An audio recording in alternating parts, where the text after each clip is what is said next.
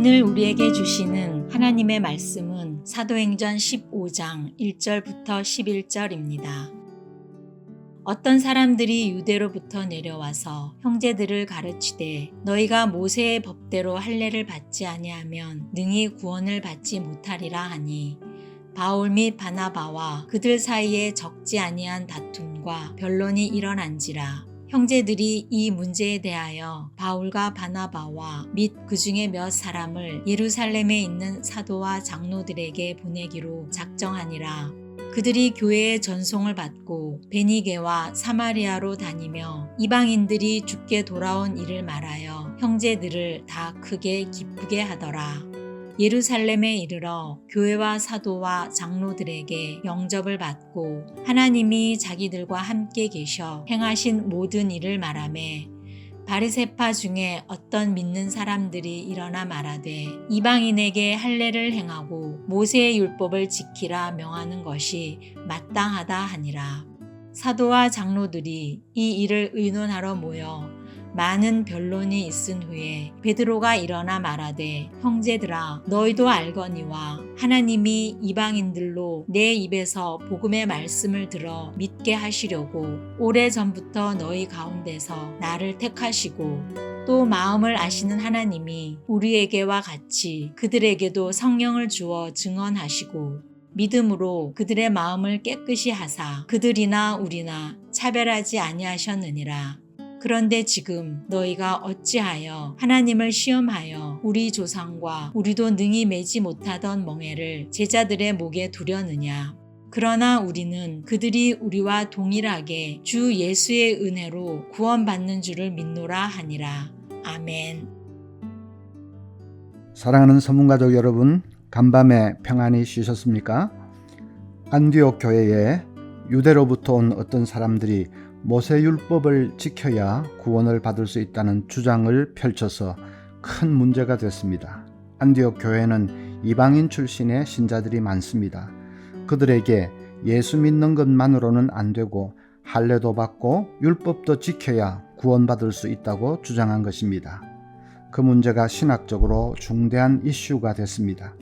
그래서 안디옥 교회는 바울과 바나바를 예루살렘으로 보내어 사도들과 그 문제를 토의하게 합니다.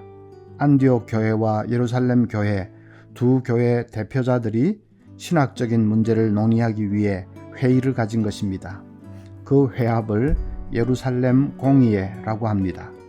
교회사를 보면 교회 대표자들이 모이는 공의회가 여러 차례 열렸는데 예루살렘 공의회가 그 중에서 첫 번째 공의회입니다. 그래서 오늘 사도행전 15장은 역사적으로 아주 중요한 의미를 띠는 장입니다. 회의에서 사도 베드로는 율법이 아니라 오직 믿음으로만 구원받는다는 것을 여러 가지 논거를 내세워 주장했습니다. 7절에는 이방인인 고넬료가 구원받은 사실을 언급합니다. 고넬료는 분명히 할례도 받지 않았고 율법을 지킨 것도 없이 예수님만 믿고 영접했는데 그가 구원받은 것을 증거로 내세웁니다. 8절에는 고넬료와 그의 동료들이 예수 믿을 때 하나님이 성령을 부어주신 사실을 언급합니다. 성령을 부어주신 것은 구원받은 분명한 증거인데 고넬료와 그의 동료들이 성령을 받은 것입니다. 9절에는 이방인들이 구원받은 것이 유대인들이 구원받은 것과 하나도 다르지 않다는 사실을 말합니다.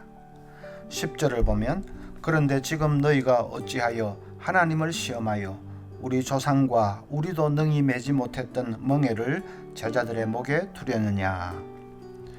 이것은 수천 년 동안 율법을 지켜왔던 우리 조상들도 그 율법으로 구원받지 못했지 않느냐. 그런데 어찌 지금 와서 이방인들에게 율법을 지켜야 한다는 멍에를 씌우려 하느냐 하는 말입니다. 사도 베드로가 결론을 맺습니다. 11절에 그러나 우리는 그들이 우리와 동일하게 주 예수의 은혜로 구원받는 줄을 믿노라 하니라. 그 결론이 교회 모든 지도자들에게 받아들여졌습니다.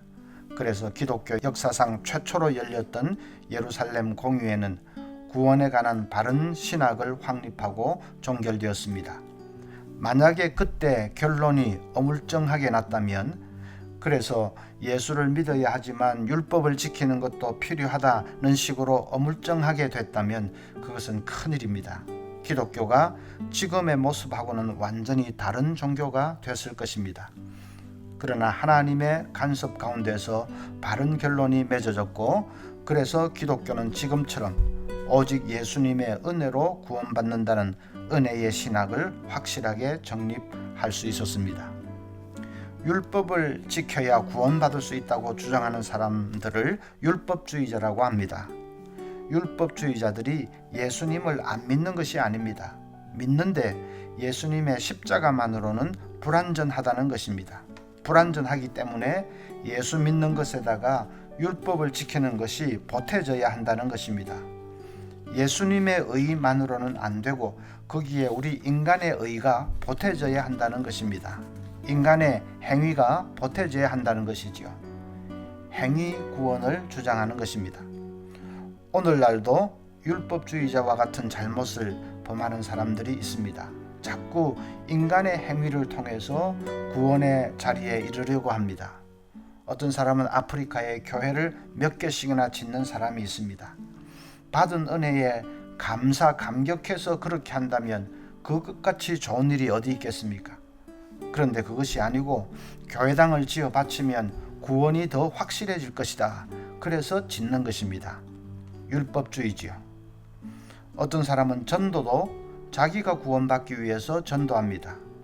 거리에 하얀 와이셔츠를 입은 미국 청년이 둘씩 짝을 지어서 전도하는 거 보셨죠? 말일 성도 예수 그리스도의 교회 교인들입니다. 그들은 해외 나가서 전도해야 구원받을 수 있다고 생각하기 때문에 그렇게 열심을 내는 것입니다. 여러분, 우리가 봉사도 많이 하고 착한 일, 선한 일 많이 하고 주일 성수도 잘 해야 합니다. 그런데 그것이 그렇게 해야 구원받을 수 있기 때문에 하는 것입니까? 그런 것 잘 못해서 마음이 불안해지고 내가 이러다 죽으면 천국 갈 수 있겠나? 자신이 없어지고 그러면 그게 바른 것입니까? 아니지요. 우리가 봉사하고 선행을 하고 주일 성수하고 하는 것은 구원의 은혜에 감사해서 하는 것이지 그렇게 해야 구원받을 수 있기 때문에 하는 것은 아닙니다. 그것을 분명히 해야 합니다. 나에게 율법주의 성향이 있는지 없는지를 이런 것으로 가름해 볼 수 있습니다. 율법주의자들은 자기를 자랑하기를 잘합니다. 자기 의를 쌓는 것이 율법주의니까 그런 사람은 자연히 자기가 쌓은 의를 자랑하고 싶어집니다. 그래서 다른 사람과 비교하면서 자신을 내세우고 자랑합니다. 누가복음 18장 11절에 바리새인이 기도하는 것 보십시오. 바리새인은 서서 따로 기도하여 이르되 하나님이여 나는 다른 사람들 곧 토색, 불의, 간음을 하는 자들과 같지 아니하고 이 세리와도 같지 아니함을 감사하나이다. 나는 일회에 2번씩 금식하고 또 소득의 11조를 드리나이다. 여러분, 그게 기도입니까? 순전히 자기를 자랑하는 것 아닙니까? 율법주의자는 기도할 때도 하나님을 바라보는 것이 아니라 자기를 바라보고 있습니다. 그리고 자랑을 늘어놓습니다. 그러나 예수님의 의로 구원받은 천국 백성은 자기를 자랑하지 않습니다. 자랑할 것이 없지요. 나의 의는 아무것도 없습니다. 전적으로 예수님 때문에 구원받은 것인데 나를 자랑할 게 뭐가 있습니까? 로마서 3장 27절에 그런즉 자랑할 데가 어디냐? 있을 수가 없느니라. 무슨 법으로냐? 행위로냐? 아니라 오직 믿음의 법으로니라. 법으로냐 한 것은 율법을 가리킵니다. 우리가 율법으로 구원받았느냐? 행위로 구원받았느냐? 아니지 않느냐? 오직 믿음으로 구원받았지 않느냐? 그러므로 자랑이라는 것이 있을 수가 없다 하는 말입니다. 바울 사도도 고린도 전서 15장 10절에서 이렇게 고백합니다. 그러나 내가 나 된 것은 하나님의 은혜로 된 것이니 내게 주신 그의 은혜가 헛되지 아니하여 내가 모든 사도보다 더 많이 수고하였으나 내가 한 것이 아니요 오직 나와 함께 하신 하나님의 은혜로라. 내가 나 된 것은 하나님의 은혜라. 천국 백성의 특징이 그것입니다. 내가 구원받은 것도 하나님 은혜고, 내가 지금까지 산 것도 하나님 은혜고, 내가 섬기고 봉사한 것도 하나님 은혜고, 모든 것이 은혜가 아닌 것이 없습니다. 여러분, 우리도 늘 예수님을 자랑할 수 있어야 하겠습니다. 무슨 말을 하든지 말의 주어가 예수님이 되어야 합니다. 집사님, 이번에 수고 많이 하셨습니다 하면, 아니요, 주님이 다 하셨습니다. 그래야 합니다. 권사님, 작년에 부장 맡아서 수고 많이 하셨습니다 하면, 제가 한 게 아니에요, 주님이 다 하셨어요.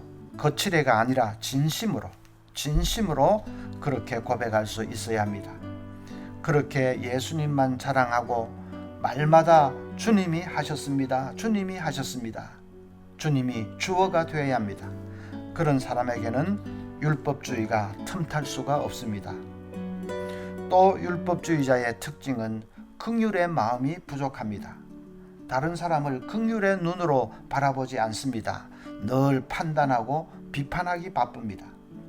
율법주의자는 행위를 중심으로 사는 사람이기 때문에 행위가 제대로 안 됐다 싶으면 바로 비판이 튀어나오는 것이죠. 사소한 잘못도 넘어가지를 못하고 지적하고 비판하기 바쁩니다. 또 그렇게 남을 비판하고 깎아내리고 하면 내가 더 올라가는 것 같으니까 그렇게 합니다.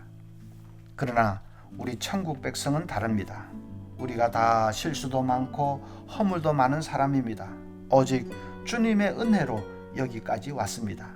은혜로 구원받고 은혜로 오늘까지 살아왔습니다. 그런데 다른 사람의 허물, 그것 좀 용서하지 못하겠습니까? 왕이 1만 달란트, 그 많은 돈을 탕감해 주었는데 탕감받은 신하가 자기에게 겨우 100데나리온 빚진 친구를 용서하지 않고 감옥에 쳐넣었지요. 그 소식을 듣고 왕이 대로해서 신하에게 탕감해 준 것 취소다 하고 그를 다시 감옥에 가두어 버렸다고 예수님이 비유로 말씀하셨습니다. 우리는 그 신하와 같습니다. 우리의 죄와 허물 말로 다 할 수 없지만 예수님이 우리 대신 죽으심으로 그 많은 죄를 단번에 깨끗하게 씻어주셨습니다. 그렇게 오직 크신 은혜로 구원받았는데 다른 형제의 작은 실수, 허물, 그것 가지고 손가락질하고 비판하고 그래서 되겠습니까? 연약한 형제를 긍휼의 마음으로 바라볼 수 있어야 합니다.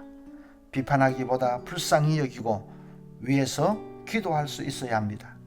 자기를 창으로 찌르는 원수를 위해서 아버지 저들을 용서해 주소서, 자기들이 하는 일을 알지 못함이니이다 하고 기도하셨던 예수님처럼 우리도 용서하고 불쌍히 여기고 긍휼의 마음으로 안을 수 있어야 합니다.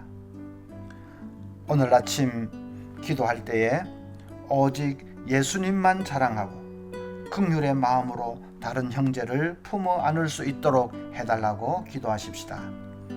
또 한 가지는 다음 주일 대학 청년부 홈커밍 행사에 많은 열매가 맺히도록 대학 청년부가 더욱 활성화되도록 그렇게 기도로 도와주시면 감사하겠습니다.